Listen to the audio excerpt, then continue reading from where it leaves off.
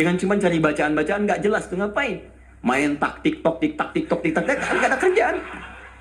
Itu kabar gitu. Coba di antara sekian anak itu mesti disiapkan. Ini mau jadi apa? Ini jadi apa? Dan ada kebanggaan di akhirat nanti. Misalnya nanti yang pakaikan mahkota kami di akhirat saat kami pulang menghadap Allah. Singkatnya adalah ketika Nabi SAW menginap di rumah istri beliau Sayyidah Maimunah, kemudian Ibnu Abbas radhiyallahu taala anhuma juga ingin menginap di rumah Sayyidah Maimunah.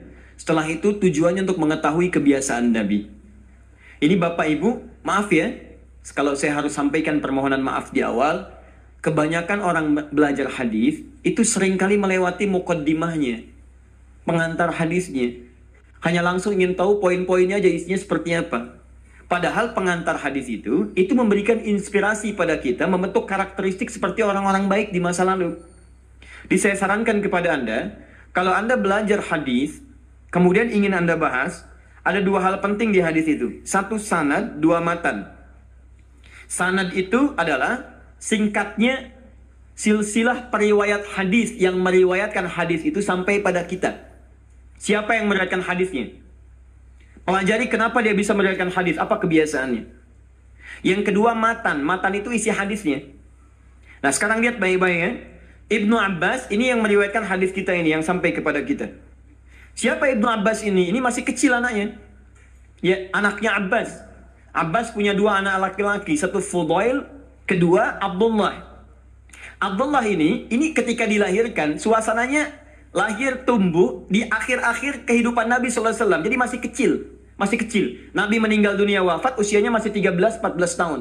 Tapi ingat betul, Abdullah kecil ini diinvestasikan oleh orang tuanya untuk belajar pengetahuan dari Nabi SAW. Di Abbas ini visinya dalam, beliau itu pengusaha Pak. Pengusaha, sebelum masuk Islam itu ahli riba, rentenir pada saat itu.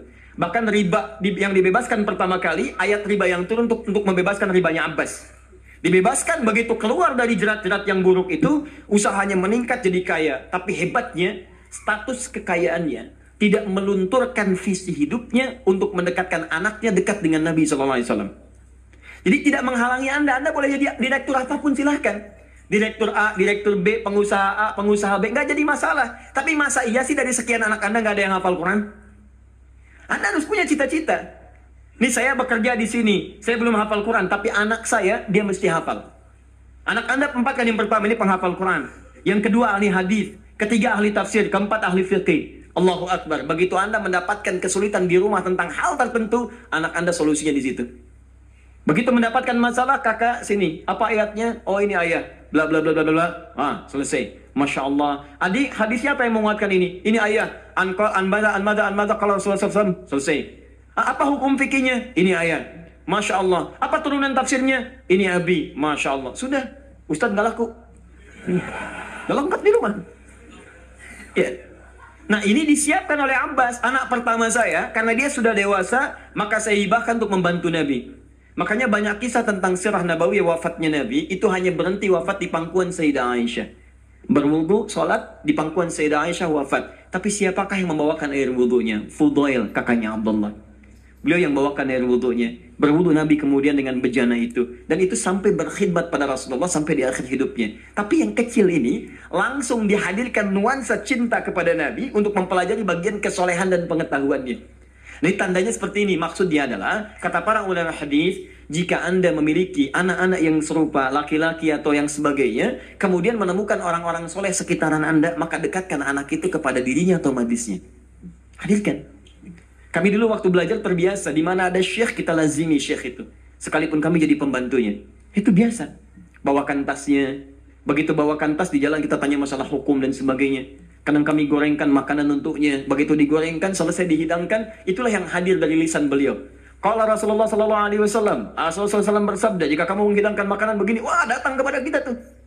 Diindah, jadi niat kita itu untuk belajar. Sama, ya dulu Ja'far As-Shadiq punya pembantu. Pembantunya sampai hafal Quran. Untuk memahami akhlaknya. Sampai tahu kebiasaannya. Tahu Anda kisahnya? Satu ketika kemudian datang seorang tamu, tiba-tiba dia bawakan air, begitu bawakan air terpleset, jatuhlah kemudian air itu, gelasnya kemudian airnya tumpah mengenai jubah tuannya. Begitu terkena jubahnya, wajahnya berubah. Dia tahu, Kata pembantunya, Masya Allah, ini ahli surga nih. Ahli surga itu turun ayatnya. Quran surah Ali Imran surah ketiga, ayat 133 sampai 134. Kata pembantunya, wal kadhiminal ghaidha. Ahli surga sanggup menahan marah. Kata Ja'far, saya nggak marah. Pembantunya tahu, sekarang nggak marah. Tapi mungkin belum tentu memaafkan. Teruskan ayatnya, wal afina 'anin nas. Dan Allah menyukai orang-orang memberikan maaf pada orang lain. Kata Ja'far, saya maafkan. Yang hebat yang ketiga, beliau tahu Ja'far punya kebiasaan untuk sedekah. 2000 dinar selalu ada dalam kantungnya. Kata pembantunya, Allahu yuhibbul muhsinin. Dan Allah senang pada orang-orang yang berbuat baik. Kata Ja'far, dikeluarkan 2000 dinar, saya berikan, sekarang kamu bebas, gak usah jadi pembantu saya lagi. Masya Allah. Luar biasa. Dan itu kisah-kisah itu banyak teman-teman. Anda bisa gali kisah-kisah yang bisa menguatkan iman kita. Jangan cuma cari bacaan-bacaan gak jelas, tuh ngapain? Main tiktok, gak ada kerjaan. Itu apa gitu? Saya aja bingung, ada orang sampai ngerjain ini, saya nggak tahu itu apa gitu ya. Cuma lihat di berita kok, kenapa gitu? Dan nggak ada faedahnya, kenapa sih? Kenapa nggak cari tentang kisah-kisah soleh orang dulu, terus praktekkan di rumah, bisa menguatkan iman kita. Nah, salah satunya Ibnu Abbas, jadi Anda, maaf ya, kisah ini kita tarik sebagai inspirasi. Kalau Anda sudah berkeluarga, coba di antara sekian anak itu mesti disiapkan. Ini mau jadi apa? Ini jadi apa? Dan ada kebanggaan di akhirat nanti. Misalnya nanti yang pakaikan mahkota kami di akhirat. Saat kami pulang menghadap Allah. Siapkan, semua harus hafal Quran. Semua hafal Quran. Nanti spesifikasinya, ini ahlinya qiraat, ini hadisnya dan sebagainya. Ibnu Abbas disiapkan oleh orang tuanya, maka dia melazimi Nabi SAW. Karena bagian dari keluarganya.